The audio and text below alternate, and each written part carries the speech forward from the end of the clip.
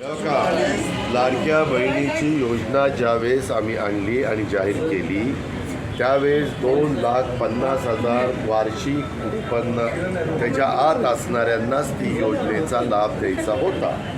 2,50,000. परंतु नंतरच्या काळामध्ये आपल्याला वेळ कमी पडला आणि हे सगळं तपासण्यामध्ये आम्ही जूनला योजना जाहीर केली. आम्हाला ऑगस्टमध्ये आम्ही पहिले जुलै ऑगस्टचे पैसे दिले, सप्टेंबरचे पैसे दिले, ऑक्टोबरमध्येच पैसे नोव्हेंबरचे दिले, असे 5 महिन्याचे पैसे दिले.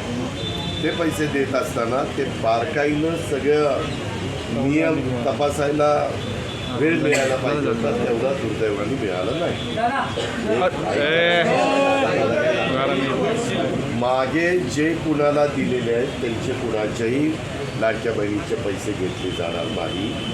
परंतु ज्या लाडक्या बहिणीकडं 4 चाकी वाहन असतील, ज्या लाडक्या बहिणीचं उत्पन्न 2,50,000 वार्षिकच्या पेक्षा जास्त असेल, ज्या लाडक्या बहिणींच्या संदर्भामध्ये ती संजय गांधी निराधारचे 1,500 रुपये घेत असेल आणि इकडंही 1,500 रुपये घेत असेल तर तिला संजय गांधी निराधारचे 1,500 रुपये घेणार आहोत आणि इकडचे 1,500 रुपये त्या ठिकाणी बंद करणार आहोत.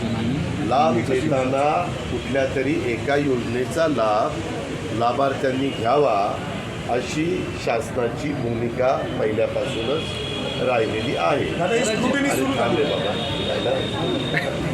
त्याच्यामध्ये केंद्र सरकारने 500 रुपये महिना हा आमच्या शेतकऱ्यांना सुरू केला, म्हणजे 6,000 रुपये वर्षाला. तशाच प्रकारची योजना राज्य सरकारची पण आणली, 6,000 रुपये वर्षाला म्हणजे 500 रुपये महिना. ती मात्र केंद्राची वेगळी योजना आहे, राज्याची वेगळी योजना आहे. असे 6,000-12,000 रुपये आमच्या शेतकऱ्याला त्या ठिकाणी मिळतात. परंतु राज्याच्या ज्या श्रावणबाळ योजना असेल किंवा राज्याची संजय गांधी निराधार योजना असेल, राज्याची लाडकी बहिणीची योजना असेल किंवा इतर अनेक योजना असतील, त्याच्यामध्ये एकच लाभ त्या लाभार्थ्यांनी घ्यावा. दादा शिवभोजन थाळी दादा शिवभोजन थाळी सुरू राहणार आहे का? आम्ही काय सर्वसामान्यांचे प्रश्न विचारायचे आणि आधार कार्डची लिंकअप करू, त्याबद्दल पुढची कारवाई करतो. कारण मध्ये तुम्हीच पेपर बातम्या दिल्या होत्या, 3 बांगलादेशीय महिलांना लाडक्या बहिणीचे लाभ मिळाला. असं कसंही राहू नये म्हणून हा सगळा आपण प्रयत्न करतो. आम्ही ते ठरवू, आम्ही त्याबद्दल अजून निर्णय घेतला नाही.